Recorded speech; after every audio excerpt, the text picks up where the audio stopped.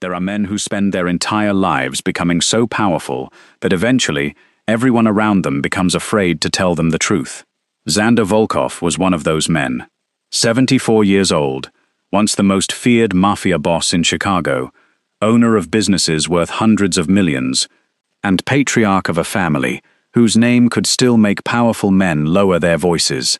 For more than 4 decades, Xander had lived in a world where loyalty could be purchased, silence could be purchased, protection could be purchased, and sometimes even love could be convincingly imitated for the right amount of money.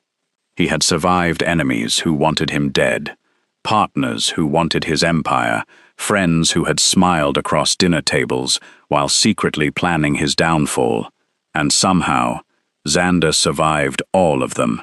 Age had slowed his steps.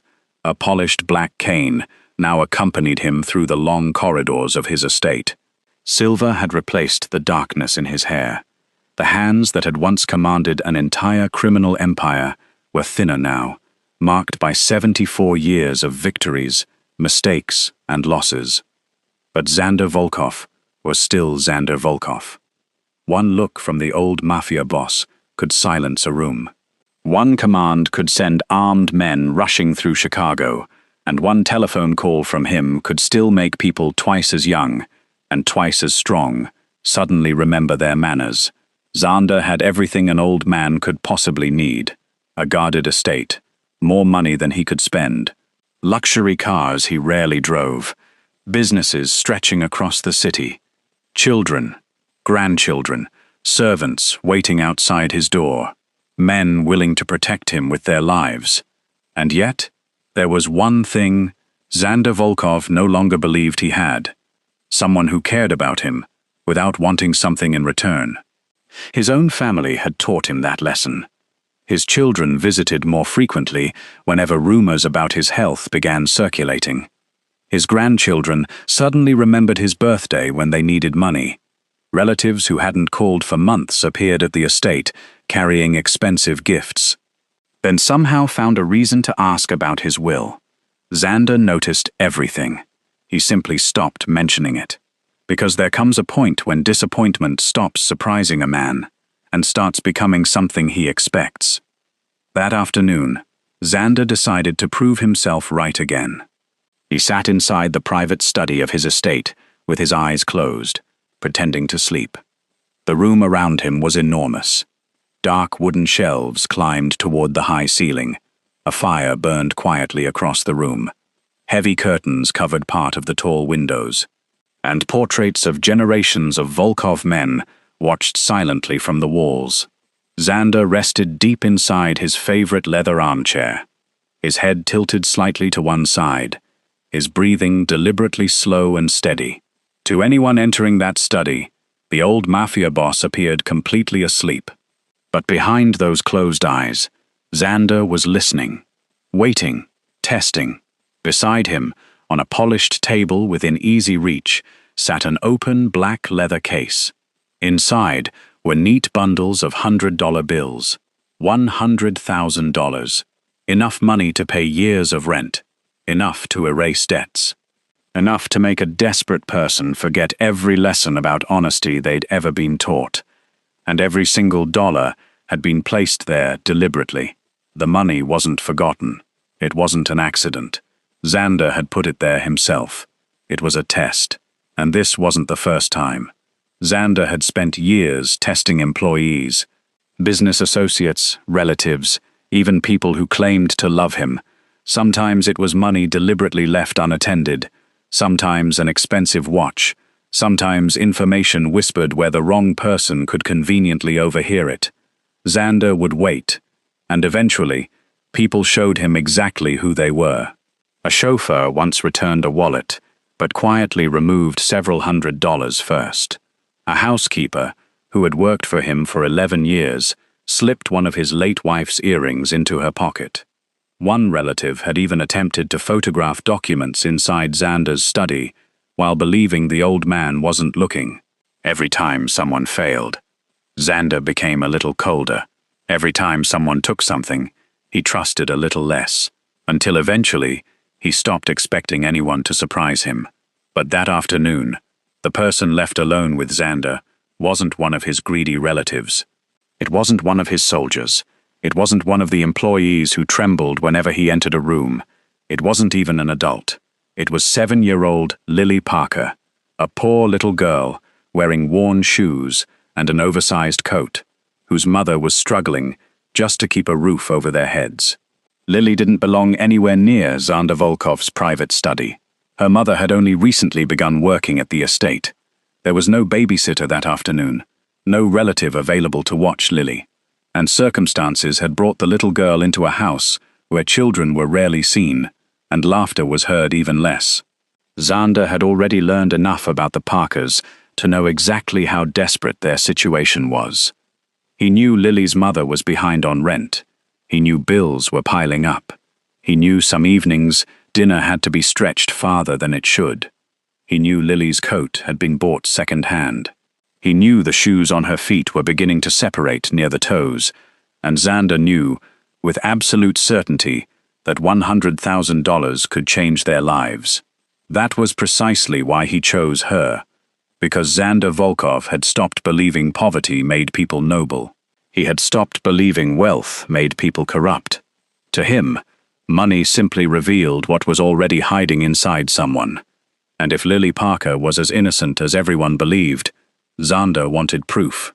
So he closed his eyes, slowed his breathing, and waited. The little girl sat quietly across the room.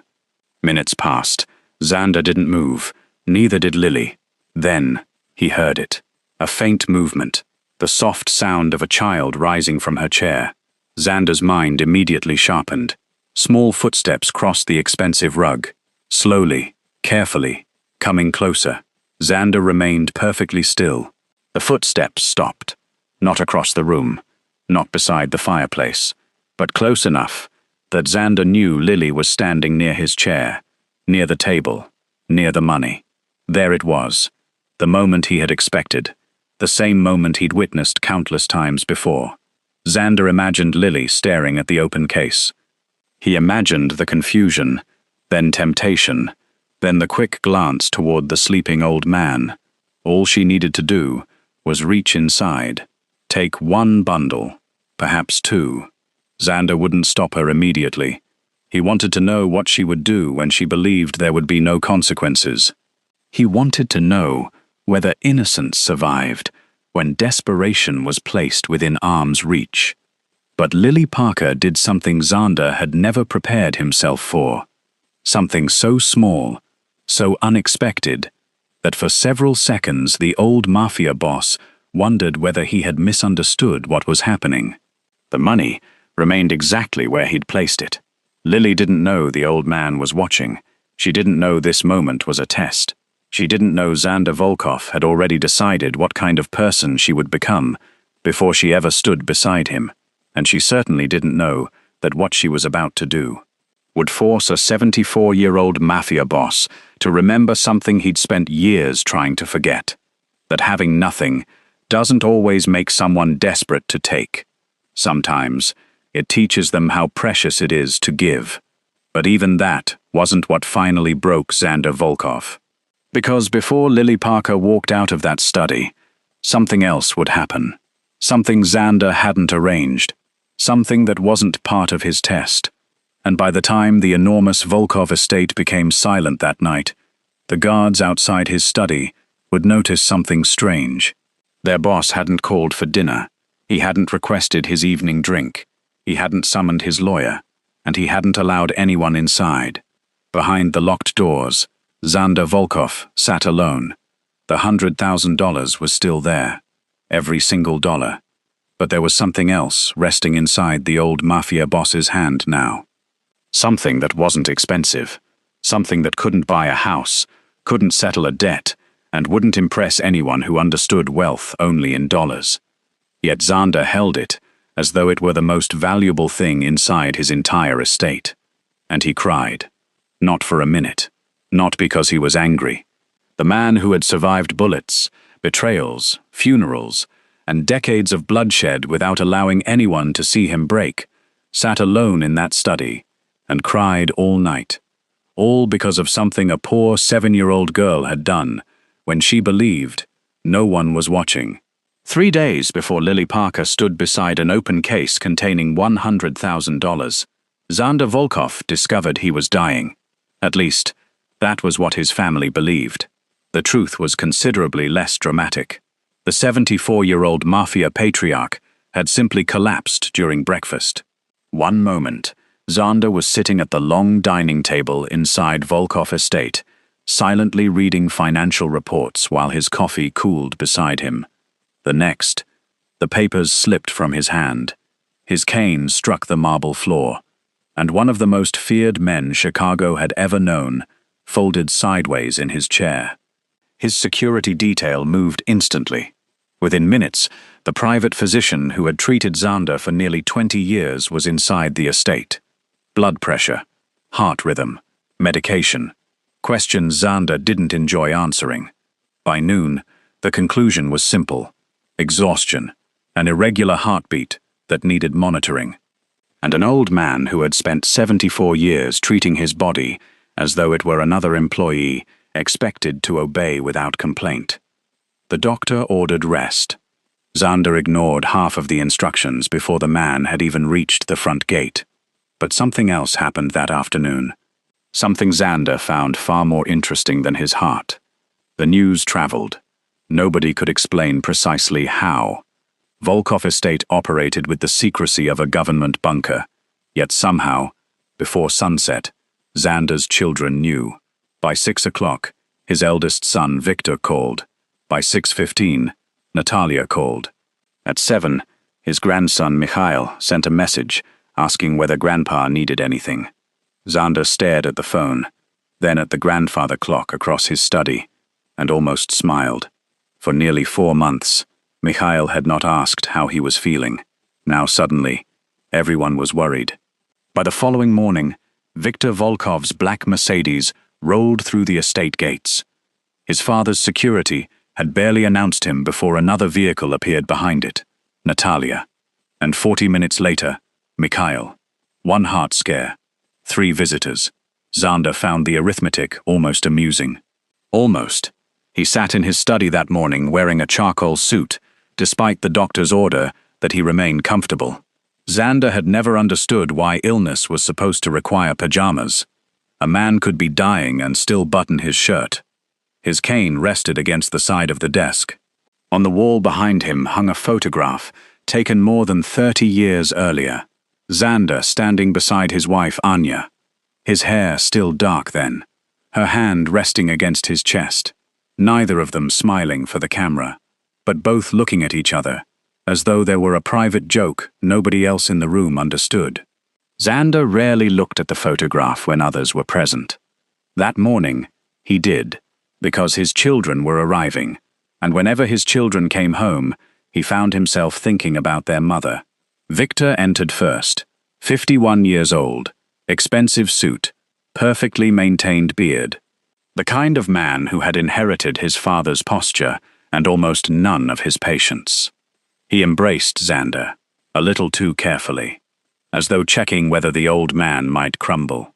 Natalia arrived carrying a gift basket that one of her assistants had almost certainly purchased.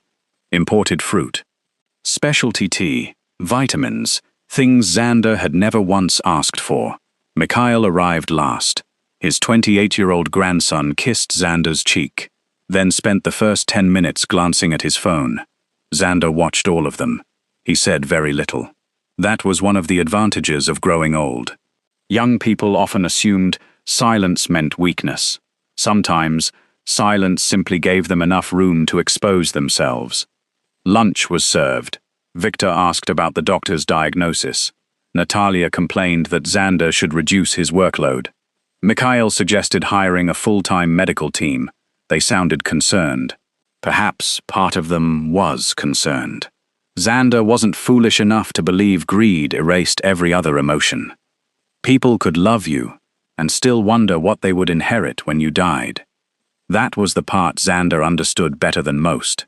Because 23 minutes into lunch, Victor finally asked the question. Not directly, Men raised around Xander Volkov knew better than to ask direct questions about his money. He mentioned estate planning, then responsibility, then continuity, then whether certain company shares should perhaps be transferred while Xander was still healthy enough to supervise the transition. There it was. Xander lowered his fork. For several seconds, nobody moved. Victor immediately began explaining that he was only thinking about the family. Of course he was. They were all thinking about the family. Xander looked at his daughter, then his grandson. Neither met his eyes. Something old and familiar settled inside his chest. Not anger. Anger required surprise. This was simply confirmation. Xander had spent half his life surrounded by men who would happily betray one another for power. He had seen loyalty disappear over territory. Brothers turn against brothers over money. Men swear eternal allegiance on Monday, then negotiate with an enemy by Friday. But somehow, betrayal from strangers had never bothered him as much as disappointment from blood. Maybe because enemies were supposed to want what you had. Family was supposed to want you. That afternoon, Xander summoned Lev Orlov. Lev had been beside him for 37 years. He was 66 now, broad-shouldered despite his age, with thinning grey hair and the permanent expression of a man who had learned that reacting too quickly around Xander Volkov was rarely wise. Once, Lev had been one of Xander's most trusted soldiers. Now he handled the quieter things: lawyers, properties, security, problems Xander no longer wished to solve personally. Lev entered the study and closed the door. Xander remained facing the window.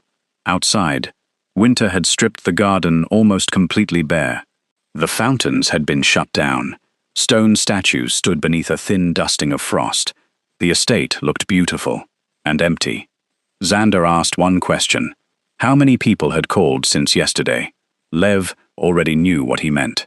23. Relatives, business partners, 2 former associates. 3 people Xander hadn't spoken to in more than a year. Xander gave a quiet sound that might have been laughter. 23 people, all suddenly terrified that death might reach him before they did. Lev didn't laugh. He knew Xander too well. The old man's humor was often only bitterness wearing better clothes. Xander turned away from the window. He asked Lev to do something unusual. The following afternoon, while Victor and Natalia were still at the estate, Xander wanted his lawyer to visit, and he wanted the words "new will" mentioned loudly enough for certain people to hear them. Lev stared at him. He understood immediately. Another test. Xander had been doing them for years, sometimes with employees, sometimes with associates, sometimes with family. Lev had never liked it, but nobody told Xander Volkov what to do. Not anymore. Maybe not ever. The following afternoon, the trap was set. Xander's attorney arrived carrying 2 thick folders. The meeting itself was genuine, but as the lawyer crossed the central hall, Xander deliberately asked whether the revisions to his will had been prepared. Natalia was sitting in the adjoining drawing room. Victor stood near the staircase, speaking on his phone. Both heard. Neither reacted, not immediately. That was the interesting part. Victor finished his call. Natalia continued drinking tea. Xander went upstairs. And then, the estate came alive. Within an hour, Lev's security team recorded Victor making 2 private calls. Natalia contacted an attorney. Mikhail suddenly asked whether he might stay at the estate for several days because he wanted to spend more time with his grandfather. 2 cousins requested dinner invitations. An estranged nephew sent flowers. By nightfall, Xander's study smelled like a funeral home. Bouquets everywhere. Cards wishing him good health. Messages saying family was everything. Xander stood in the middle of them and felt absolutely nothing. There is something particularly cruel about discovering that people become more affectionate when they think you are closer to death. It makes every hug suspicious, every phone call questionable. Every sudden act of kindness feel as though someone, somewhere has already begun dividing your belongings. And Xander Volkov had spent too many years suspicious already. That evening, he sat alone before the fireplace. Anya's photograph rested on the table beside him. He stared at it for a long time. 18 years earlier, when illness had begun taking her strength, Anya had made him promise something. Not about money, not about the organization, not about their children. She asked him not to let the world make him incapable of recognizing goodness when it finally stood in front of him. Xander promised, and then Anya died.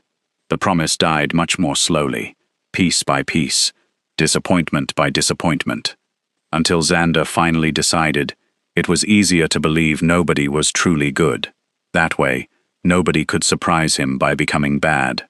A knock sounded at the study door. Lev entered. There was one final piece of business. A new employee had been hired for the household staff. Emma Parker, 32 years old, widowed, laundry and linen department. Excellent references from 2 previous employers. Xander barely listened. Normally, the hiring of a laundry worker would never reach him. But Lev mentioned one complication. Emma had asked the head housekeeper whether she might occasionally adjust her Saturday schedule because she had a 7-year-old daughter and no reliable childcare. Xander looked up. Something about that bothered him. Not the child, the request. His estate wasn't a charity. If someone couldn't meet the requirements of a position, they shouldn't take it. Lev nodded. The conversation ended, and Xander forgot the woman's name almost immediately.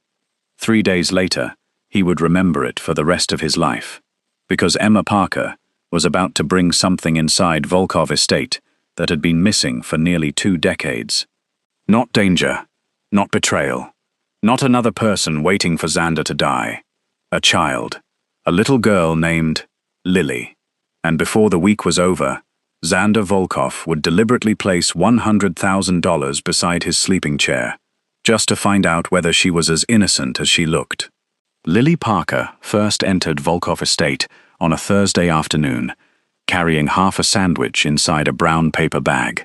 Nobody noticed the sandwich. At first, they noticed the girl. Children did not belong inside Xander Volkov's world, especially not inside his home.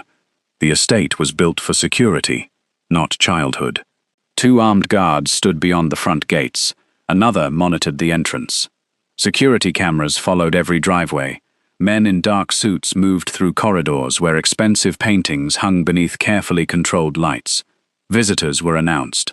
Deliveries were inspected. Doors to the private wing remained locked. Even the household staff had areas they were not permitted to enter. And into all of that walked 7-year-old Lily Parker. Small, quiet. Brown hair tied into a slightly messy ponytail. An oversized second-hand coat reaching almost to her knees. Shoes that had been cleaned carefully that morning. Even though the leather near the toes had begun separating, her hand was wrapped tightly around her mother's. Emma Parker looked more frightened than Lily did.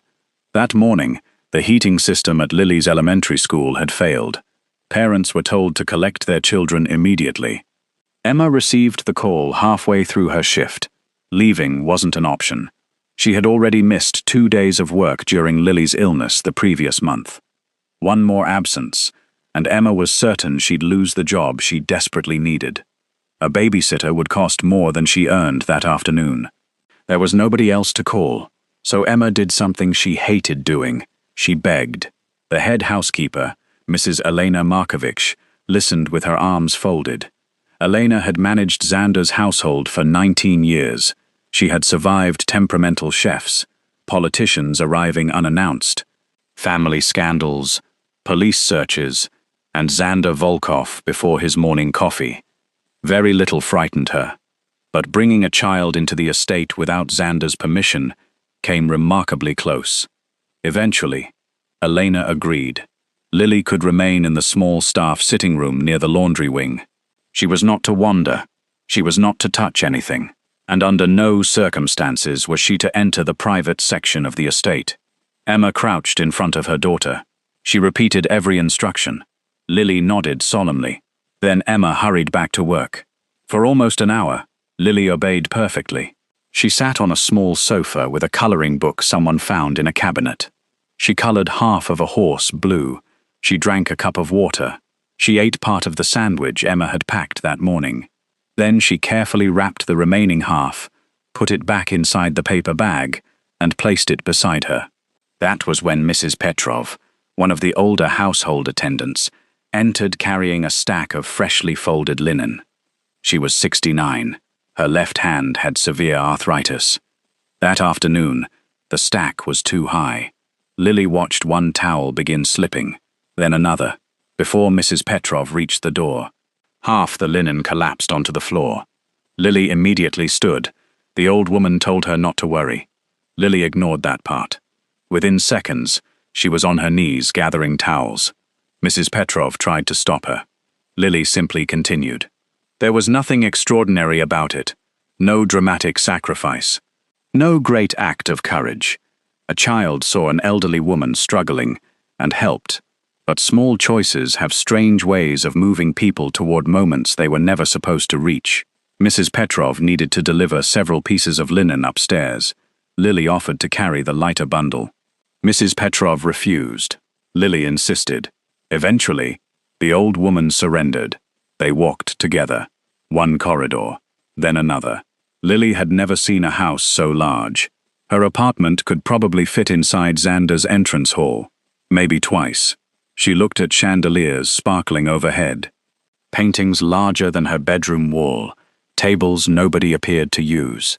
Chairs nobody seemed to sit in. But strangely, she didn't ask what anything cost. She asked why the house was so quiet. Mrs. Petrov didn't know how to answer that. She merely told Lily that Mr. Volkov preferred quiet. They reached the staircase. Mrs. Petrov delivered the linen. They should have returned immediately. They almost did. Then Mrs. Petrov remembered another set of folded sheets that needed to be taken to a guest room. She told Lily to wait. 2 minutes. That was all. Lily stood beside a long corridor, holding her paper bag. Then she heard something, a cane striking wood. Once, twice, slowly approaching. Lily turned, and there he was, Xander Volkov, the man whose name had frightened grown adults for decades, walking toward a 7-year-old girl who had absolutely no idea how frightened she was supposed to be. Xander wore black, not because he was trying to look intimidating. At 74, he had long since stopped dressing for anyone else's opinion. His silver hair was swept neatly away from his forehead. His trimmed beard had gone almost completely white. A gold ring sat on one finger. His right hand rested on the polished head of his cane. 2 security men followed several steps behind. Xander stopped. Lily stopped. The guards looked at Lily, then at Xander. Nobody spoke. Xander's gaze traveled from the child's face, to the paper bag, to the worn shoes. A child. Inside his private corridor, the head housekeeper would hear about this. Lily looked at him for several seconds. Then, to the horror of both guards, she smiled. Not broadly, just politely. The way children smile at old men they meet in grocery stores. Xander's eyebrows moved slightly. He wasn't accustomed to strangers smiling at him without nervousness. He asked who she was. Lily answered, Lily Parker. The name meant nothing for half a second. Then Xander remembered. Emma Parker, the laundry worker, the woman with the childcare problem, before he could say anything else. Mrs. Petrov returned. The color disappeared from her face. She immediately began explaining. School closure. No childcare. Temporary arrangement. Her fault. Not Lily's. Xander raised one hand. The explanation stopped. He looked back at Lily. The girl was holding the paper bag against her chest now. Xander asked what was inside. Lily looked down. Half a sandwich. Xander glanced toward the nearest guard. Perhaps he thought the staff weren't being fed properly. But Lily quickly explained that she'd already eaten half. She was saving the rest. For her mother. Xander asked why. Lily hesitated. Children often hesitate before revealing things adults work very hard to hide. Then she said, Emma sometimes claimed she wasn't hungry at night, even when Lily could hear her stomach making noises. So Lily had started saving food. The corridor became unusually quiet. Mrs. Petrov lowered her eyes. One of Xander's guards looked away. Xander did neither. He simply studied Lily. There are moments when a person accidentally says something that enters a room far more heavily than they intended. Lily wasn't trying to expose her mother's poverty. She wasn't asking for sympathy. In fact, she seemed slightly embarrassed that Xander was asking so many questions about a sandwich. To Lily, saving half was simply practical. If her mother said she wasn't hungry, Lily had already learned not to believe her. Xander knew hunger, not personally, not anymore, but he had seen it. When he was young, before the money, before the suits, before people began opening doors when they saw him approaching, there had been winters when his own mother stretched soup with water. He hadn't thought about that kitchen in years. He didn't particularly enjoy remembering it now. Xander looked at Mrs. Petrov. Take the girl back downstairs. That should have ended everything. It didn't, because as Lily began walking away, Xander noticed her right shoe. The sole had separated slightly near the front, a tiny opening, barely visible, but Xander saw details. It was one of the reasons he'd survived long enough to grow old. He said nothing. Lily disappeared around the corner. Xander continued toward his study. Yet somehow, the little girl's sandwich followed him. Not physically, in his mind. Half for herself, half for her mother. He sat behind his desk, opened a financial report. Read the first paragraph 3 times. Nothing remained in his head. Finally, he pressed the intercom and summoned Lev. When Lev entered, Xander asked for a background check on Emma Parker. Not tomorrow, not later, now. Lev's expression changed. He didn't ask why. When Xander became curious about someone, questions usually made the process slower. 2 hours later, a thin folder sat on Xander's desk. There wasn't much inside. Emma Parker, 32, no criminal record. No suspicious connections, no hidden wealth, no complicated history. Her husband, Daniel Parker, had died 3 years earlier, after complications from an industrial accident. The insurance settlement had disappeared into medical expenses. Emma had fallen behind on rent twice during the previous year. Credit card debt. Hospital bills from Lily's severe pneumonia the winter before. A bank balance so small, Xander initially assumed there was a missing digit. There wasn't. He stared at the number, then at the employment photograph clipped to the file. Emma looked tired, not dishonest, just tired. Lev mentioned that she had turned down financial assistance from her previous employer because she didn't want charity attached to her employment. Xander closed the folder. He asked about Lily. 7 years old, good school attendance, no behavioral issues. Teachers described her as unusually quiet, nothing else. That should have satisfied him. Instead, Xander asked another question. Had Emma ever stolen? No. Had she ever been accused? No. Had anyone around her? No. Lev paused. Then he looked directly at Xander. He knew that expression. Xander was searching for a reason not to believe what was in front of him. Perhaps because trusting people had become more frightening than distrusting them. Later that evening, Xander walked through the lower floor on his way to dinner. He heard voices near the laundry wing. Emma and Lily. He stopped before turning the corner. Lily was asking whether Emma had eaten the sandwich. Emma said yes. Lily sounded relieved. A tiny conversation. Ordinary. The kind of exchange most people would forget before reaching the next room. Xander didn't. He continued walking. At dinner, Victor was waiting. Of course he was. His eldest son had suddenly developed an impressive enthusiasm for family meals. Victor discussed company restructuring. Natalia would arrive the following morning. Mikhail wanted to visit again over the weekend. Xander listened, and somewhere between Victor's questions about voting shares and future leadership, Xander found himself thinking about half a sandwich. It irritated him.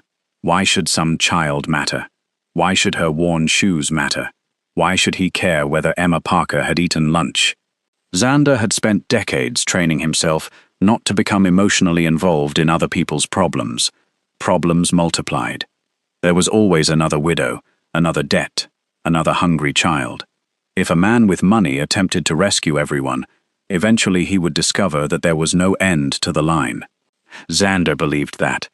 He had believed it for years, and still, before going to bed, he told Lev to quietly arrange for the staff pantry to remain stocked with food employees could take home. No announcement, no mention of Xander. If anyone asked, it was a new household policy. Lev looked at him for half a second too long. Xander frowned. Lev immediately left.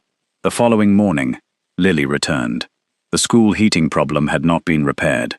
Emma had no choice. This time, Elena Markovic personally placed Lily in a quiet sitting room and gave her strict instructions. Lily promised. Well, for most of the morning, nothing happened. Then, shortly after noon, Xander passed the open doorway. Lily was sitting alone. The same oversized coat hung beside her. Her worn shoes were tucked beneath the chair. She was drawing. Xander continued walking, stopped, then walked backward. Lily looked up. For several seconds, they simply stared at each other. Xander asked what she was drawing. She turned the paper around. It was terrible. A house, a tree, 2 people, and something that might have been a dog or an unusually unhappy horse. Xander stared. Lily explained that it was supposed to be her and her mother. There was no father. Xander didn't ask why. He already knew. Then he noticed something else. In the corner of the page, Lily had drawn an old man. Xander pointed at it. Lily said it was him. Xander's eyebrows rose. He asked why he was standing so far away from everyone. Lily looked at the drawing, then at him, and gave an answer Xander wasn't expecting. Because he always looked like he wanted to be alone. For perhaps the first time in years, Xander Volkov had absolutely nothing to say. Lily returned to her drawing. The old Mafia Boss stood in the doorway. A child who barely knew him had noticed something his entire family pretended not to see. He was alone, not because nobody surrounded him, because almost everyone surrounding him wanted something. Xander walked away, but that sentence followed him into his study. "You always look like you want to be alone." He sat in his leather chair. His gaze moved across the room, the fireplace, the books, Anya's photograph, the locked safe hidden behind one section of shelving, and then an idea entered his mind, a familiar idea, a dangerous one. Xander had tested grown men. He had tested employees, relatives, business partners, people who had sworn loyalty to him, but never a child. Maybe Lily was kind, because there had been nothing worth taking. Maybe the sandwich meant nothing. Maybe the drawing meant nothing. Maybe innocence was simply greed that hadn't yet encountered enough temptation. The thought was ugly. Xander knew that. But suspicion had protected him for too many years to abandon it, because one little girl had saved half a sandwich. He called Lev. This time, Xander gave very specific instructions. Tomorrow afternoon, Emma Parker would be assigned to help inventory linens on the upper floor. Lily would be permitted to wait nearby. Xander would be inside his private study, and on the table beside his favorite leather chair, there would be a black case, open, unprotected, filled with $100,000. Lev stared at him. For the first time, the longtime advisor openly disliked what he was hearing. Lily was 7. Xander knew. She was poor. Xander knew that too, which was exactly the point. Lev remained silent. Xander's voice hardened. "Arrange it." That ended the discussion. But after Lev left, Xander remained alone behind his desk. He told himself this was necessary. He told himself Lily would probably pass. Then another voice inside him whispered something darker, that perhaps some part of him wanted her to fail, because if Lily Parker failed, Xander Volkov could continue believing what he had believed for 18 years. That kindness was temporary. That innocence disappeared when temptation became large enough. That everyone, eventually, had a price. The following afternoon, the black leather case arrived. Xander opened it himself. Bundles of $100 bills filled the interior. $100,000. He positioned it on the polished table beside his chair. Not hidden, not subtle, impossible to miss. Then he picked up Anya's photograph. For several seconds, Xander looked at his late wife's face. If she were alive, she would have hated this. That almost stopped him. Almost. Xander placed the photograph back on his desk. Outside the study, small footsteps approached. Then Emma's voice. Then Lily's. Xander lowered himself into the leather armchair. He pulled the heavy blanket across his legs, rested his cane beside him, closed his eyes, and slowed his breathing. The door opened. 7-year-old Lily Parker entered the room. She didn't know about Xander's suspicions. She didn't know about the background investigation. She didn't know that the old man had placed enough money beside himself to completely change her mother's life. And she certainly didn't know that behind Xander Volkov's closed eyes, the Mafia Boss was awake, listening, waiting, certain that sooner or later the little girl would show him who she really was. The door closed behind Lily Parker, softly, almost carefully, and suddenly there were only 2 people inside Xander Volkov's private study. A 74-year-old mafia boss pretending to sleep, and a 7-year-old girl who had absolutely no idea she was being watched. Lily remained near the doorway at first. Xander could hear her small movements, the faint scrape of a chair, the rustle of her coat. Then, silence. He kept his breathing steady, slow, deep, convincing. On the polished table beside his armchair, the black case remained open. $100,000. Xander had positioned it deliberately. Anyone sitting where Lily sat could see it. There was no attempt to disguise what was inside.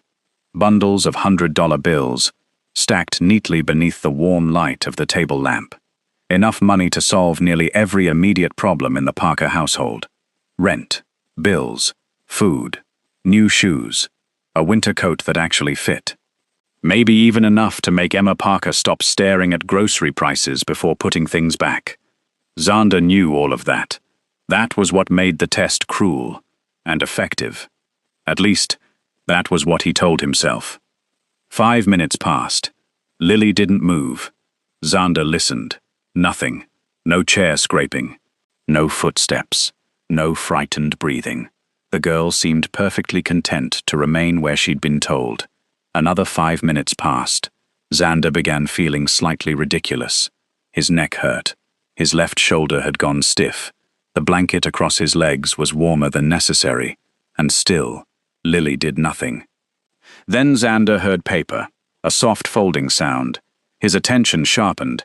Perhaps she had finally noticed the money. Then came another sound, a pencil. Lily was drawing. Xander almost frowned. She had $100,000 sitting several yards away, and she was apparently more interested in a piece of paper. He waited. 10 more minutes. Outside the tall windows, weak winter sunlight spread across the frozen grounds. The fire cracked quietly. The old clock near the bookshelves marked each passing second. Tick, tick, tick. Xander had conducted tests like this before. Adults usually failed quickly. The temptation itself made them nervous. They looked toward the door, then toward the money, then away, then back again. Some fought themselves for minutes. Others barely bothered, but greed always had a sound, a change in breathing, a shift in posture, a sudden interest in whether anyone else was nearby. Xander had become very good at hearing it. Lily made none of those sounds. Then the chair moved. Xander's entire attention focused. Small footsteps crossed the rug. 1, 2, 3. Slow. Lily was coming toward him. Xander remained still. The footsteps stopped somewhere near his chair. Near the case. Now. This was it. He imagined Lily looking down at the money. A 7-year-old might not understand exactly what $100,000 meant, but she understood money. She understood enough to know her mother worried about it. She understood enough to save half a sandwich. She understood enough to notice when food became scarce. Xander waited for the rustle of bills. Nothing. Instead, something touched the floor. Lily had crouched. Xander's fingers almost tightened against the armrest. Then he heard a small plastic bottle rolling lightly across wood. His medication. Xander remembered placing it on the side table earlier. At some point, while lowering himself into the chair, it must have fallen. Lily picked it up. She didn't open it, didn't inspect it. She simply placed it carefully on the table near Xander's hand. Then, she stayed there. Xander could feel her presence beside him. A few seconds passed. Something small and warm touched his wrist. His instinct nearly betrayed him. For decades, nobody touched Xander Volkov without permission. Not employees, not soldiers, not even members of his own family when his mood warned them otherwise. Yet Lily's fingertips rested lightly against his skin. Xander remained frozen. She was checking something, his pulse. The realization came slowly. Lily's fingers shifted, then pressed again. Her breathing became slightly worried. Xander's heartbeat was irregular. Nothing dangerous. His doctor had explained that, but Lily didn't know. To her, there was simply an old man who had been asleep for a very long time, with medicine on the floor, and a pulse she wasn't sure she understood. She whispered his name once, very softly. Xander didn't respond. Then the blanket moved. The same heavy blanket that had slipped partly from his knees when he'd settled into the chair. Lily took both edges, pulled it upward, and carefully spread it across him. No money touched, no suspicious glance toward the door, no attempt to take advantage of the sleeping man. She simply saw that his legs were uncovered, and fixed it. Xander felt her tiny hands smooth the fabric near his knee. Something tightened behind his ribs. He immediately rejected the feeling. Kindness was not proof. Not yet. A child could behave kindly one moment, and selfishly the next. Xander had spent decades learning not to mistake isolated gestures for character. He waited. Lily remained beside him. Then her attention shifted. Xander heard something lift from the desk. His instincts sharpened again. The photograph. Anya. The frame had been lying slightly crooked near the edge of his desk. Lily picked it up. For several seconds, nothing happened. Then Xander heard her move closer. He opened one eye, the smallest possible amount. Just enough. Through his lashes, he saw Lily Parker holding the photograph. The little girl studied Anya's face. Not the expensive frame. Not the gold detailing. Not the jewelry Anya wore in the picture. Her face. Lily's own expression softened. She carefully placed the photograph upright, straightened it, then whispered something so quietly, Xander almost missed it. She looks kind. 3 words, nothing more. Xander's chest tightened. For a moment, the study disappeared, the money disappeared, the test disappeared. He was 48 again. Anya walking barefoot through the summer garden. Anya laughing because Xander had attempted to cook and nearly ruined an expensive pan. Anya touching his face after an argument and telling him that one day, all the people who feared him would be gone, and he would have to decide whether fear had been worth the loneliness. Xander had accused her of being dramatic. She had smiled. She usually did when he was wrong. His throat tightened. Lily returned to her chair. Xander shut his eye fully again. The room became silent. He suddenly wished she had taken the money. That would have been easier. A stolen bundle could be understood, explained, punished. This strange little girl who seemed more concerned with his medicine, his blanket and the face of a dead woman, was far more dangerous. Because she was beginning to challenge something Xander had protected for 18 years. His certainty. Another few minutes passed. Then Xander heard a faint crinkle. This time, it came from Lily's paper bag. She was eating, or so he assumed. Then the crinkling stopped. Xander almost relaxed, until he heard Lily stand again. Her footsteps returned. She approached the table. Xander's attention sharpened for the 3rd time. Perhaps hunger had changed things. Perhaps she had thought about the money. Perhaps now, finally, the truth would appear. Lily stopped beside the case. Xander waited. A second passed, then 2, then 5. Something moved near the money. Paper. Xander nearly opened his eyes. But the bills didn't rustle. Instead, Lily carefully placed something beside the case. The remaining half of her sandwich, still wrapped. Xander was confused. Then Lily moved closer to him. Very quietly, she murmured that he might be hungry when he woke up. Xander went completely still. The child who saved food because her own mother sometimes went without dinner had just left part of her lunch beside a man surrounded by servants. A man with chefs downstairs. A man wealthy enough to buy the entire building where Lily lived. She didn't know that. Or perhaps it simply didn't matter. Hungry was hungry. The thought came to Xander unexpectedly. He hated it, because it reminded him of things he no longer wanted to remember. His own childhood. His mother's watered soup. His father pretending he had eaten earlier. Anya telling him that wealth was dangerous when it made a person forget what hunger felt like. Xander lay beneath the blanket, and for the first time since beginning the test, felt ashamed. Not of Lily, of himself. He had brought a poor child into his study, placed a fortune in front of her, studied her like a suspect, waited for her to become dishonest. And every time he expected greed, she answered with care. Still, Xander did not open his eyes, because suspicion has an ugly habit. Once it has kept someone alive long enough, they begin confusing it with wisdom. Xander told himself one act wasn't enough. Neither were two. Or three. Maybe Lily knew she was being watched somehow. Maybe Emma had coached her. Maybe the entire thing was more calculated than it appeared. It was an absurd thought. Xander knew that. But he held on to it anyway.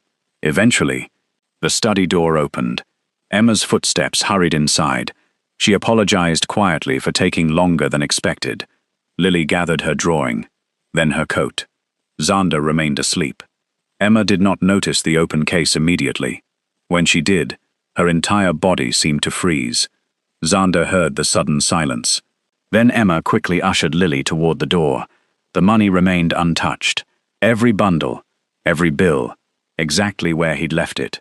The door closed. Xander waited 5 seconds, then 10. Finally, his eyes opened. The study looked exactly the same, except it didn't. The blanket covered his legs. His medication stood neatly beside his hand. Anya's photograph had been straightened, and beside $100,000 sat half of a child's sandwich. Xander stared at it, for a very long time.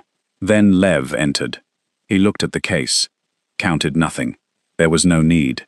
Nothing had moved. Lev's eyes shifted toward Xander. There was a question in them. Was the test finished? Xander should have said yes.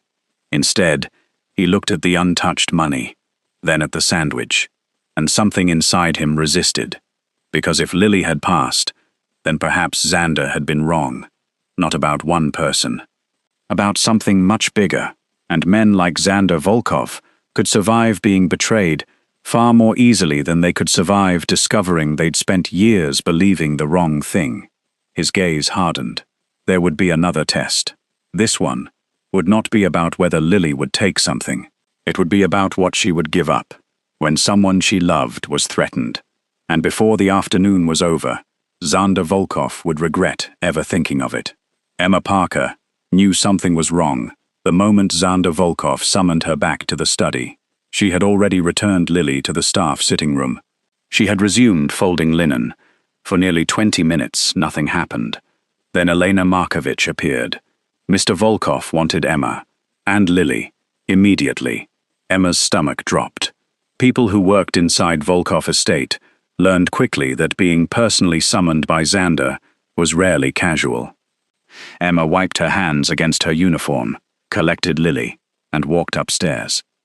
The entire journey, she replayed what had happened earlier. Had Lily touched something, broken something, spoken when she shouldn't have? Emma had checked the room before leaving. Nothing seemed wrong, but then she remembered the money, that open case, the enormous amount of cash sitting beside Xander's chair. Fear arrived quickly. Not because Emma believed Lily had taken anything, she knew her daughter, but because people like Emma understood something wealthy people rarely had to think about. Sometimes innocence wasn't enough. Sometimes being poor in the wrong room, beside something expensive, was enough to make suspicion feel like guilt. The study doors opened. Xander was no longer pretending to sleep. He sat behind his desk. The black case remained open. Lev stood near the bookshelves. 2 security men waited by the door. Emma stopped. Lily held her hand. Xander's expression gave away nothing. The softness that had briefly entered his face while watching Lily was gone. This was the Xander Volkov Chicago knew. Controlled, cold, impossible to read. He told Emma that money was missing. Not much. Several $100s. Emma's face lost color. Lily looked from Xander to the case, then back to her mother. Xander watched both reactions. Emma's first instinct wasn't anger, it was fear. She immediately insisted Lily hadn't taken anything. Xander said nothing. One of the guards checked the chair, the floor, the table. It was theater. Every person in the room except Emma and Lily knew it. There was no missing money. Xander had counted the case himself. He knew exactly what remained. But this test wasn't about theft anymore. It was about pressure. Xander wanted to see what happened when goodness became expensive, when kindness carried consequences, when fear entered the room. He asked Lily whether she'd touched the money. The little girl shook her head. Xander watched her eyes. No panic, no darting glance, only confusion. Then he mentioned something else. If the money wasn't found, someone would have to accept responsibility. Emma's grip tightened around Lily's hand. She understood exactly what that meant. Her job, the salary keeping their apartment, the groceries, the electricity bill sitting unpaid on the kitchen counter. Everything. Emma stepped forward. She offered to let security search her belongings, deduct the money from her wages, anything. But Lily had done nothing wrong. Xander listened, and something unpleasant began moving through him. He had expected desperation, perhaps anger, perhaps Emma snapping at the child, demanding to know whether she had touched anything. That was what people did under pressure. They looked for someone weaker to blame. Instead, Emma moved slightly in front of Lily, protecting her. Xander remembered another test from years earlier. An employee had blamed his own brother within seconds to save himself. Another had accused a secretary. Fear made people reveal priorities, and Emma's priority was clear: her daughter. Still, Xander continued. He said the missing amount might be deducted from Emma's wages, several weeks of them. Emma's shoulders dropped. For the first time, Lily looked frightened. Not because Xander had accused her, because she knew what losing several weeks of income would do to her mother. Xander saw the change immediately. The little girl's gaze moved toward Emma, toward the floor, then toward Xander. Something in Lily's face became unusually serious. She let go of her mother's hand. Emma tried to pull her back. Lily remained where she was. Then, she reached into the pocket of her oversized coat. Xander's body went still. There, finally. His old instincts whispered triumphantly. Maybe she had taken something after all. Maybe the innocent little girl had simply hidden it well. Maybe Xander had been right from the beginning. Lily's hand came out of her pocket. Closed. Small fingers wrapped tightly around something. Xander leaned slightly forward. Lily crossed the room. Emma whispered her name. Lily kept walking. She stopped in front of Xander's desk, then opened her hand. There was no money. There was a bracelet. Cheap. Plastic. Childish. Small beads threaded onto elastic that had clearly been repaired more than once. Blue. White. A few faded yellow ones. And across the center, larger letter beads spelled a single word. Grandpa. Xander stopped breathing for half a second. The room suddenly became too quiet. Lily placed the bracelet on his desk, carefully, as though laying down something fragile. Emma's face changed immediately. She knew what it was, and Xander noticed. Lily explained in a small voice that the bracelet had belonged to her grandfather. Not exactly belonged to him. She had made it for him, years earlier, before he died. She had been 4 then. Some letters were crooked because she'd needed help threading them. Her grandfather had worn it, despite the childish colors. Even to the grocery store. Even when Lily's mother teased him about it. After his funeral, Lily had asked for it back. Since then, she carried it in her coat pocket whenever she missed him. Xander looked down at the bracelet. A cheap object, worth perhaps a few dollars, maybe less. He could have purchased 1,000,000 bracelets without noticing the expense. But Lily wasn't finished. She told him, very quietly, that if something was missing and her mother had to pay for it, he could take the bracelet instead. Maybe it wasn't worth enough. She understood that. But it was the most important thing she owned. Perhaps important things were worth more. Emma's eyes filled immediately. She tried to tell Lily no. The bracelet wasn't for sale. They would figure something else out. But Lily pushed it slightly farther across Xander's desk, toward him. And that movement, tiny as it was, struck Xander harder than anything that had happened all afternoon. Because now he understood. Lily wasn't offering something she had too much of. She wasn't giving from abundance. She was offering the one object she could never replace. Not for herself, for Emma. To protect her mother's job. To protect their home. To solve a problem Lily hadn't even created. Xander stared at the bracelet. Grandpa. The word seemed almost offensive sitting on his desk. He had grandchildren, biological grandchildren, people carrying his blood, his name, his legacy. Mikhail's last birthday gift had been a watch worth more than Emma Parker earned in a year. An assistant had purchased it. Xander knew because the receipt had accidentally remained inside the box. Another granddaughter had sent wine. She didn't know Xander had stopped drinking that particular kind 8 years earlier. Expensive gifts, perfect packaging, no meaning. And now, a poor 7-year-old girl was offering him plastic beads, and somehow Xander could barely look at them. Something shifted inside him, something uncomfortable, dangerously close to shame, because Lily was giving him the one thing money couldn't reproduce, memory. Xander looked toward Lev. His old friend didn't move, but Lev's expression had changed. There was no approval in it, no satisfaction, only a quiet message Xander understood immediately. Enough. Xander looked at Emma. The woman was fighting tears, then at Lily. She wasn't crying. That made it worse. She looked worried, but determined, as if surrendering the bracelet hurt, yet hurting was acceptable if it protected her mother. Xander had seen grown men sacrifice friends for much less. He had seen brothers turn on one another over property. He had watched his own relatives circle his fortune after one minor health scare. And this child, who had almost nothing, was giving away the thing she valued most. Xander could not continue. The performance collapsed. He told them there was no missing money. Emma didn't understand. Neither did Lily. Xander repeated it. Nothing had been stolen. Nothing was missing. The entire accusation had been another test. Emma's expression changed. Fear disappeared. In its place came something Xander wasn't accustomed to receiving from employees. Hurt, not disrespect, not anger. Something quieter, worse. She looked at Xander as though she had suddenly understood exactly what kind of man he was. A man so unable to trust goodness that he had frightened a 7-year-old just to prove it existed. Xander felt that judgment without Emma saying a word. He could have defended himself. He had reasons, decades of them. Betrayal, greed, death, family, power. Every scar could have become an explanation. But standing in front of Lily's bracelet, all those explanations suddenly sounded smaller. Emma reached for it. She wanted to return it to Lily, but before she could, Lily shook her head. She looked at Xander, then, for the first time, really looked at him, not like a mafia boss, not like an employer, like an old man, sitting alone behind an enormous desk.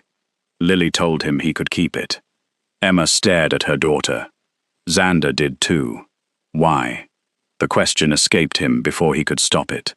Lily hesitated, then answered, because he looked lonely. That was all. No speech, no explanation, just a child's observation. Xander felt something inside him crack. Not completely, not yet, but enough. Emma took Lily's hand. She didn't ask permission to leave. She simply led her toward the door. Xander could have stopped them. One word would have done it. He said nothing. Lily reached the doorway, then paused. She looked back once. Not at the money, at Xander. Then she disappeared into the corridor. The door closed. Silence returned. Xander remained behind his desk. Lev dismissed the guards without being told. Soon, only the two old men remained. The black case sat untouched. The money still inside. $100,000. Xander barely saw it. His eyes remained fixed on the bracelet. Grandpa! Lev eventually left too. No lecture, no accusation. He didn't need one. Night came slowly over Volkov estate. Dinner was prepared. Xander didn't appear. A tray was brought upstairs. He sent it away. Victor called. Xander ignored him. Natalia sent a message asking about his health. He didn't answer. Mikhail wanted to know whether the family meeting about the will was still happening. Xander turned his phone face down. The fire burned lower. The study grew darker. And still, Xander sat there, holding the bracelet. At some point, he picked up Anya's photograph. He looked from her face to the plastic beads, and memories came. Not the violent ones. Those were easier. The quiet ones were worse. Anya, sitting beside him while he worked late. Anya, insisting that his children needed a father more than they needed another company. Anya warning him that fear could protect an empire, but it could never build a family. Then another memory. Her final months. A hospital room. Her hand growing thinner inside his. And one request Xander had failed to honor. Don't become so suspicious of the world that you stop recognizing goodness when it finds you. Xander closed his eyes. For 18 years, he had believed Anya had been naive. Tonight, a 7-year-old girl had proven otherwise. One tear reached his cheek. Xander wiped it away almost angrily. Another followed, then another. The old Mafia boss lowered his head. His hand closed around the bracelet. And something he had controlled for decades finally refused to obey him. Xander Volkov cried, quietly at first, then harder. For Anya. For the family he had allowed money and power to poison. For the years he had spent mistaking suspicion for intelligence. For the little girl he'd frightened. Simply because he couldn't accept that she might actually be good. Hours passed. The guards outside the study noticed the light remained on. No one dared knock. Shortly after midnight, Lev walked past the door. He stopped. From inside, he heard nothing, but he knew Xander was awake. At 3 in the morning, the light still burned. At 5, still there. And when the first pale morning light finally touched the windows of Volkov estate, Xander was still sitting behind his desk, eyes red, Anya's photograph beside him, Lily's bracelet around his fingers. The money remained untouched across the room, every dollar. But Xander Volkov no longer cared about the money, because sometime during that long night, he had finally understood the truth. He had spent years testing everyone around him, trying to discover whether they deserved his trust. It had never occurred to him to ask whether he still deserved theirs. And just after sunrise, before the old Mafia boss could decide how to make things right, Lev entered the study, carrying news that changed everything. Emma Parker had been fired, not by Xander, by his own son, Victor Volkov. And when Xander learned why, the tears disappeared. The old man's face hardened. His hand tightened around his cane, because Victor hadn't merely dismissed an employee. He had made the mistake of threatening the mother of the little girl who had just spent an entire night reminding Xander Volkov that somewhere beneath the old Mafia boss, a grandfather was still alive. Victor Volkov fired Emma Parker at 7:14.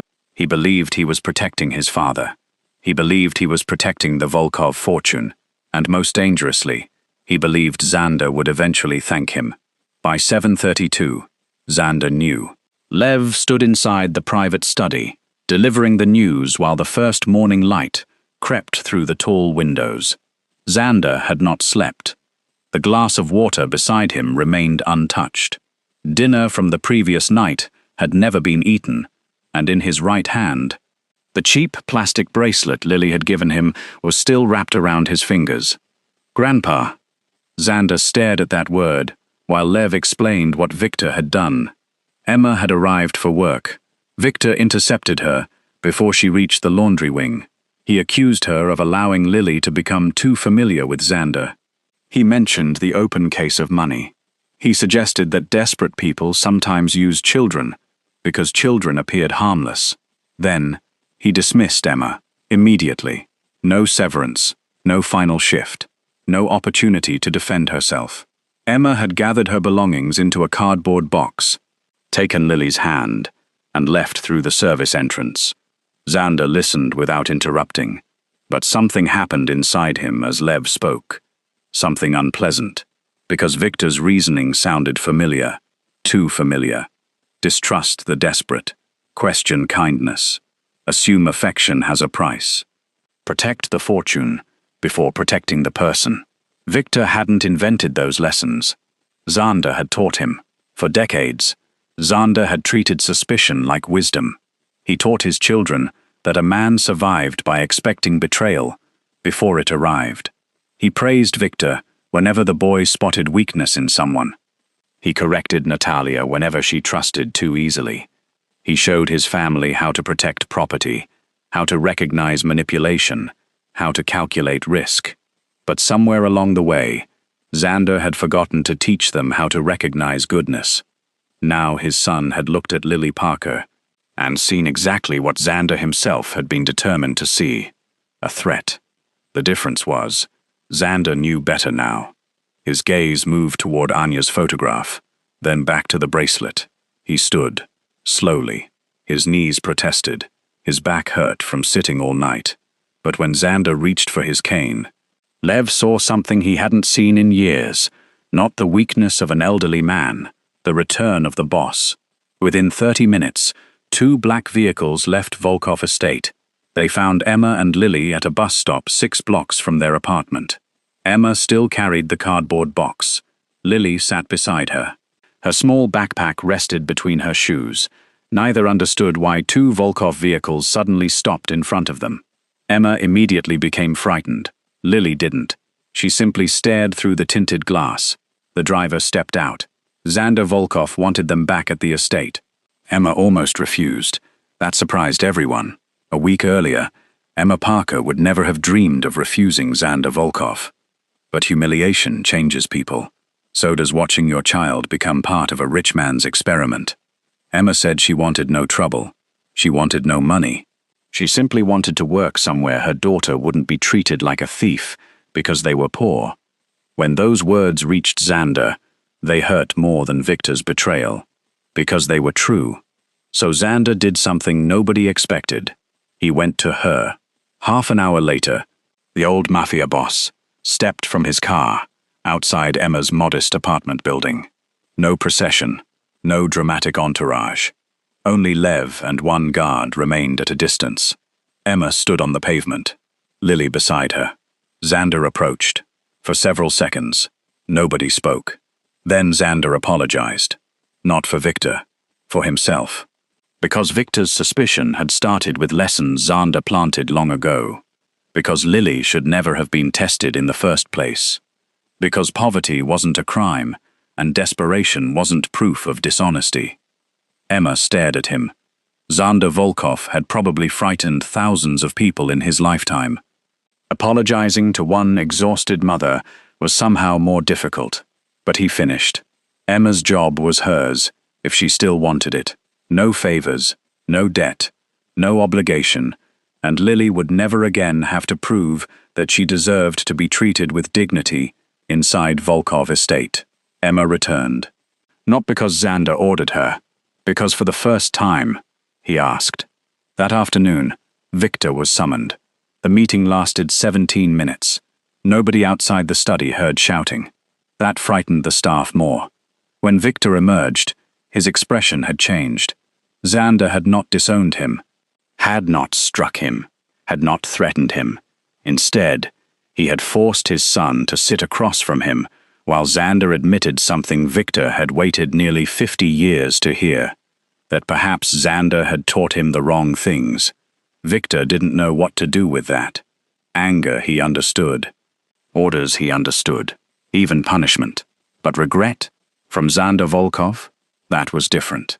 Xander told Victor that protecting wealth was not the same as protecting family, and any man who became so frightened of losing money that he could look at a 7-year-old girl and see an enemy was already poorer than he realized.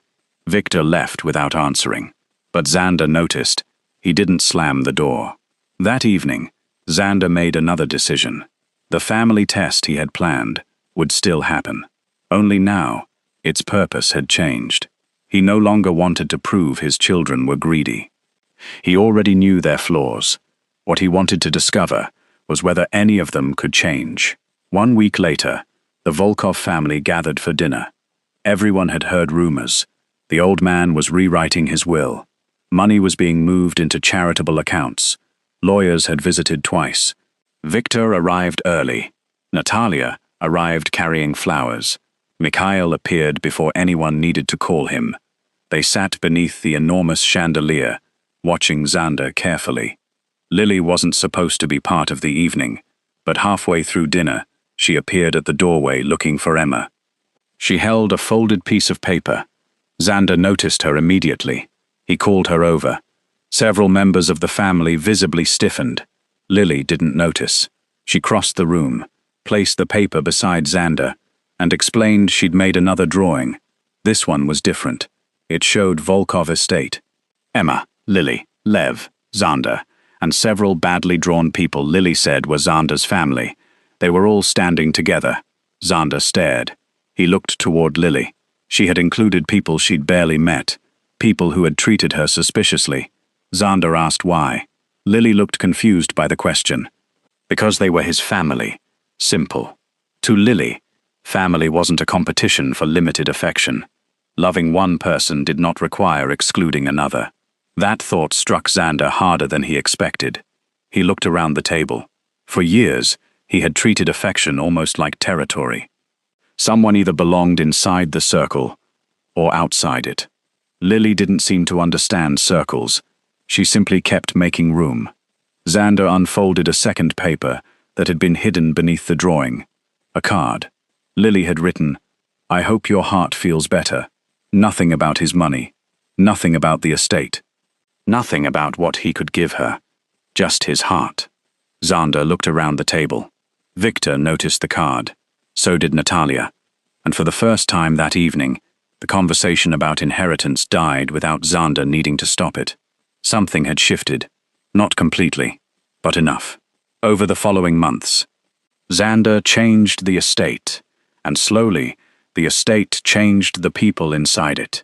He opened a portion of the Volkov charitable fund to struggling parents, not as publicity, no cameras, no gala, no giant photograph of Xander presenting checks. He didn't want gratitude. For once, he wanted results. Emma eventually began helping with the program. She understood the people applying because she had been one of them. A mother choosing which bill could wait, a parent pretending not to be hungry, a family one emergency away from losing everything. Emma noticed flaws in the program highly paid consultants had missed. Xander listened. That alone shocked people. Meanwhile, Lily continued visiting his study. The black leather case never appeared again. There were no more tests. Xander had finally understood something. When you constantly test people who love you, eventually the test itself becomes the betrayal. Instead, he learned to watch ordinary moments. Lily reminding him about medicine, Emma refusing unnecessary gifts, Lev arguing with him when everyone else stayed silent, Natalia beginning to visit without bringing anything, Mikhail asking Xander to tell stories about Anya, even Victor, slowly, awkwardly, starting to stay after business meetings for coffee. There were no miracles. Victor remained proud. Natalia remained complicated. Mikhail still loved expensive things. Xander remained stubborn, sometimes suspicious, sometimes impossible. But the family began trying, and perhaps. That was the first lesson Lily Parker taught Xander that had nothing to do with money. Good people were not people who never failed. They were people who could recognize when they'd failed and choose differently the next time. Months became years. Lily turned 8, then 9, then 10. She stopped looking impossibly small inside Xander's enormous study. Her drawings improved. Xander claimed they didn't. Her worn shoes disappeared. Not because Xander showered her with luxuries. Emma would never allow it. But because Emma's life became stable enough to buy her daughter what she needed, without counting every dollar first. Xander respected that. He paid Emma fairly, then promoted her when she earned it. Eventually, she became director of the Volkov Family Assistance Program. The first time Xander saw her office nameplate, he stood staring at it for several seconds. A woman he'd once investigated because she was poor, was now trusted with millions, meant to help people who were where she had once been. Life had a cruel sense of humor. Sometimes, a beautiful one too. Lily continued calling him Grandpa Xander. At first, only privately. Then at dinner. Then around guards. Then around business associates. Eventually, nobody reacted anymore. The title simply belonged to him, and Xander, the man who once commanded rooms with his surname, began turning his head faster when he heard Grandpa. But age continued moving. It always does. By Lily's 15th birthday, Xander was 82. His cane had become a walker on difficult mornings. The study moved downstairs because stairs were becoming dangerous. The man who once controlled entire neighborhoods now needed help, buttoning his cuff on bad days. It frustrated him. Lily never treated him like he was helpless. She simply adapted. If Xander walked slowly, she walked slowly. If he repeated a story, she listened again. If his hand trembled, she pretended not to notice unless he needed help. That kind of dignity, Xander discovered, was another form of love. Then one winter afternoon, Xander called Lily into his study. Snow fell outside, almost exactly like the afternoon their story had begun. The same leather chair remained beside the fireplace. The same photograph of Anya stood nearby. And inside the top drawer, the old bracelet remained. The elastic was weaker now. Some beads had faded, but the word was still clear. Grandpa, Xander took it out. He placed it in Lily's hand. For the first time, he told her the full truth about that afternoon, years earlier. The money, the pretending, the suspicion, how certain he had been that she would eventually steal. Lily already knew some of it, not all. Xander admitted the worst part. He hadn't been hoping she would prove him wrong. Not completely. Some part of him had wanted her to fail, because her failure would have allowed him to remain comfortable inside his bitterness. Lily didn't answer immediately. Then, she wrapped the bracelet around his wrist. The elastic barely stretched enough. Xander looked at it. Lily smiled. She told him something simple. He wasn't pretending anymore. Xander understood. Back then, he had pretended to sleep. Pretended not to need anyone. Pretended loneliness didn't hurt. Pretended distrust made him stronger. Now, for the first time in decades, there was nothing left to pretend. Xander Volkov had a family. Not perfect, not uncomplicated, but real. And that night, after Lily went home, Xander sat before the fire, looked at Anya's photograph, and whispered that she had been right. He had almost forgotten how to recognize goodness. A little girl had reminded him. Xander Volkov died 2 winters later, peacefully. No gunfire, no enemy, no dramatic final battle. The man who had survived decades of violence simply reached the end of an old man's life. He was 84. Lily was 17, the night before his death. She had been sitting beside his chair doing homework. Xander complained that modern mathematics had become unnecessarily complicated. Lily told him math hadn't changed. He had. Xander grumbled. Lily laughed. Before leaving, she kissed his forehead. Xander told her to study. She told him to take his medicine. Neither knew it was the last conversation they would ever have. The following morning, Elena found him in his favorite leather chair. His eyes were closed. His hands rested peacefully across the blanket. For one brief second, Elena almost expected him to open one eye, as though the old man were performing that ridiculous test again. He didn't. On his wrist, was Lily's bracelet. Grandpa, Xander Volkov, was finally asleep. For real. And for once, nobody needed to prove anything to him. The funeral brought people from every part of Chicago. Businessmen, politicians, old associates, former soldiers, employees, families helped by the foundation, people who knew Xander as a dangerous man, people who knew him as a generous one. Some knew both. Lily stood beside Emma. Victor stood on Xander's other side.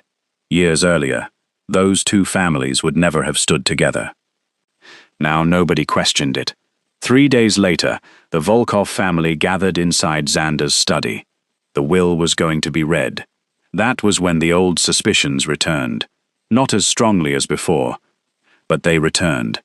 Money has a way of resurrecting old versions of people. Victor sat quietly. Natalia held a handkerchief. Mikhail stared toward the window. Emma sat near Lily. Lily didn't care about the will. She wanted the chair to stop being empty. That was all. Xander's attorney opened the document. First, the family.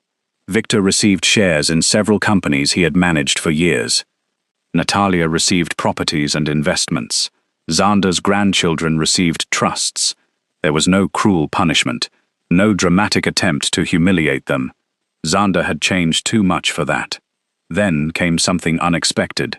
Each inheritance included a personal letter, not about money, about memory, to Victor. Xander wrote about the first time his son rode a bicycle and refused help after falling. He apologized for praising toughness more often than kindness. To Natalia, he remembered the flowers she used to place beside Anya's bed. He apologized for making her believe affection was weakness.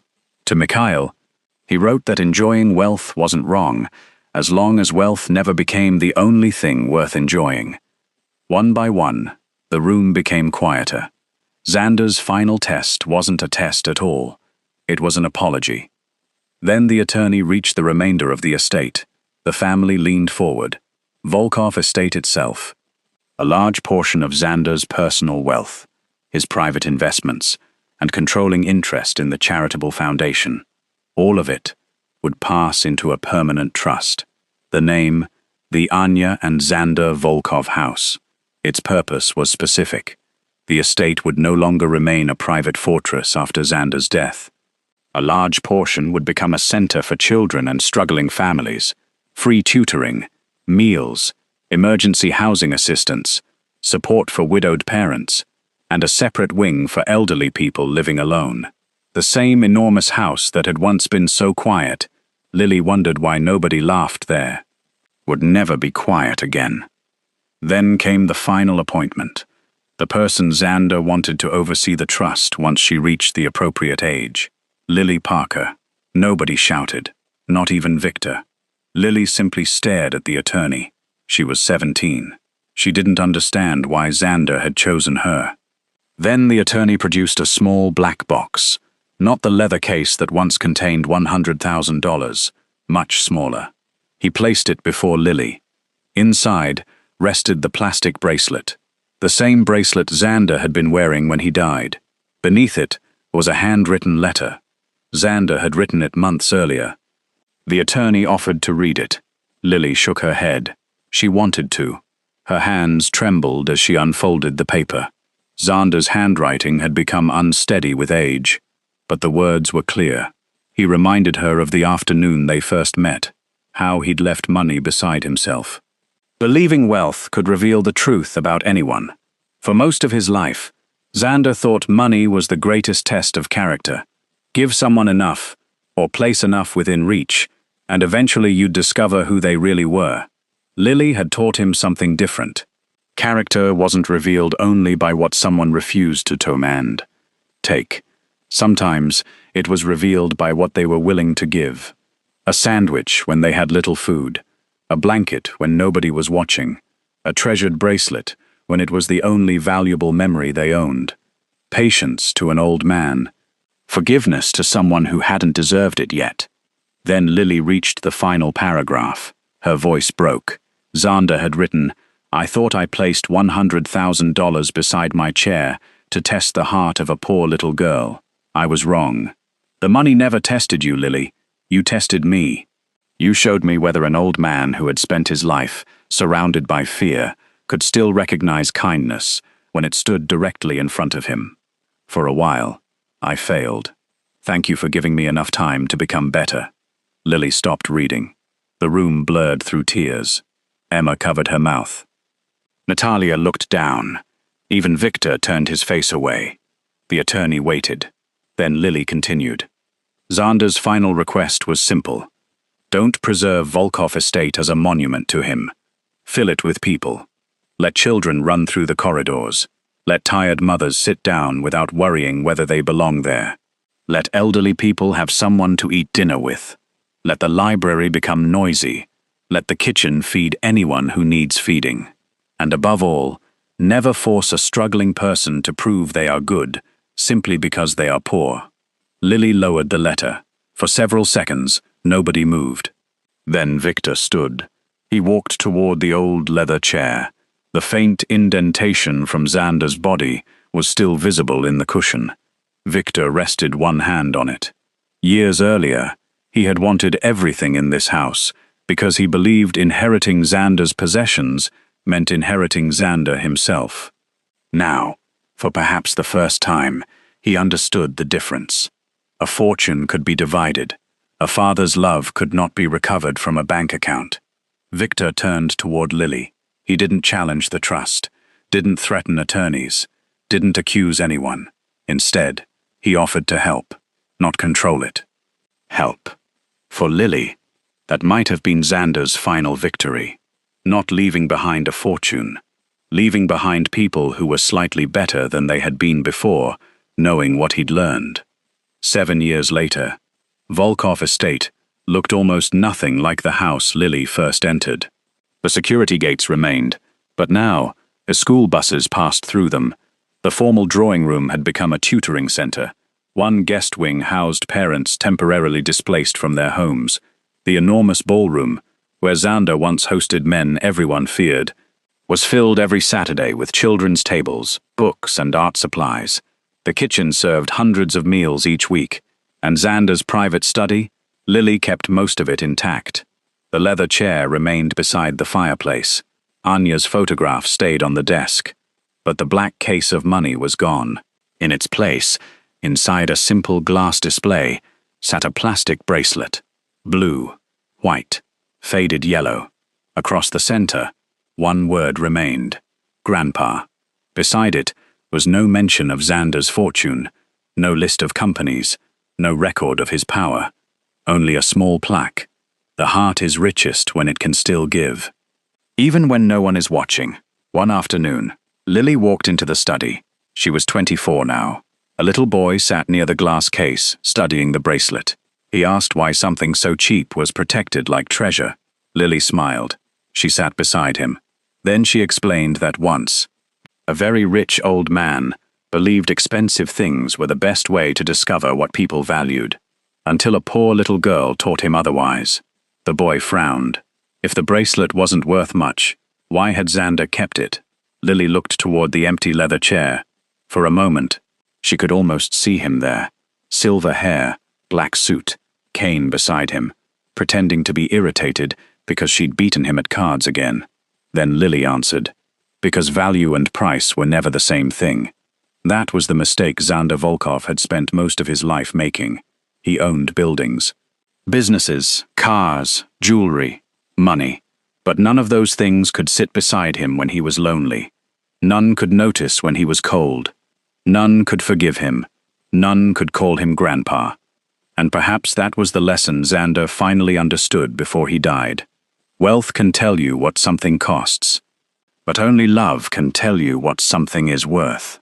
Years earlier, Xander Volkov had pretended to sleep because he wanted to discover whether a poor little girl would steal from him.